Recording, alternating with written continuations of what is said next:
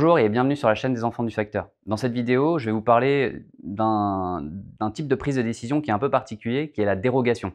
Dérogation, ça veut dire qu'on déroge aux règles.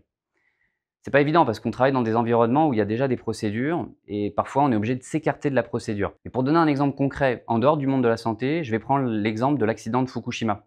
Fukushima, en 2011, il y a eu un tsunami et un séisme qui ont complètement perturbé les fonctionnements des activités de la centrale. Normalement, les procédures, c'était d'utiliser un système de secours pour inonder les cœurs directeurs pour éviter justement l'explosion de la centrale. Et en fait, le système de secours était HS parce que le tsunami l'avait complètement rendu KO.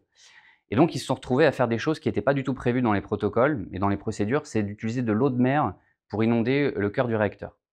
Alors ça, c'est des choses qu'on a en santé, hein. Par exemple, on a un appel du SAMU qui envoie un SMUR, mais l'équipe n'est pas complète. C'est pas grave, ils vont quand même y aller et ils se débrouilleront pour faire l'équipe complète dans un deuxième temps. Mais l'idée, c'est de ne pas perdre de temps pour arriver le plus vite possible auprès du patient qui en a besoin.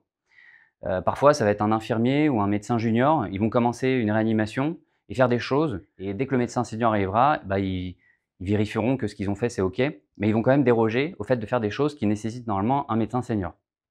Alors, dans cette vidéo, je voudrais quand même peut-être donner un élément qui serait intéressant à prendre en compte pour mieux déroger, en fait, pour donner un cadre de dérogation. Et je vais faire appel à un concept qui s'appelle les 4 P de la NASA. Alors, les 4 P de la NASA, c'est très simple. Le premier P, c'est pour les pratiques.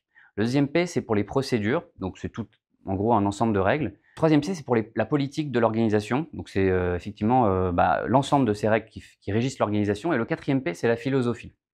En gros, dans Fukushima, ce qu'il faut comprendre, c'est que il n'y avait jamais eu de situation au préalable qui ont permis de dire dans cette situation-là, les pratiques, c'est ça. Là, ils ont complètement innové. Il n'y avait pas de procédure non plus. Et il y avait, au niveau des autorités de sûreté nucléaire, il n'y avait pas non plus de règlement qui disent faut faire comme ça. Donc, ils ont fait appel à la philosophie. Et la philosophie, dans cet environnement, c'est de protéger la population qui est autour, au prix de l'installation et du dégât économique. Parce que quand on met de l'eau de mer dans une centrale nucléaire, la centrale nucléaire, il faut la refaire à zéro. Donc c'est ce qu'ils ont décidé de faire. Je trouve que ce système des 4P, il est intéressant parce qu'on peut aussi l'utiliser pour travailler sur notre pratique.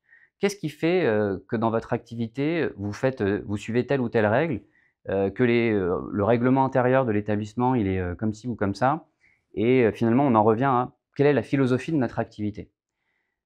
Dans les activités à risque, souvent, la philosophie de fond, c'est quand même safety first. Hein, c'est un peu le concept dans l'aéronautique ou dans l'aérospatiale. Et c'est probablement aussi ce qu'on devrait utiliser en santé. Voilà, c'était un concept. On en mettra plus dans les commentaires et vous aurez un cahier qui sera associé à cette vidéo. Bien sûr, continuez d'utiliser aussi les autres outils qui vous sont proposés pour la prise de décision. On a une vidéo sur le FORDEC. Je vous invite à la regarder. Et vous trouverez aussi d'autres contenus sur la prise de décision. J'espère que ça vous a aidé et à bientôt sur la chaîne des enfants du facteur.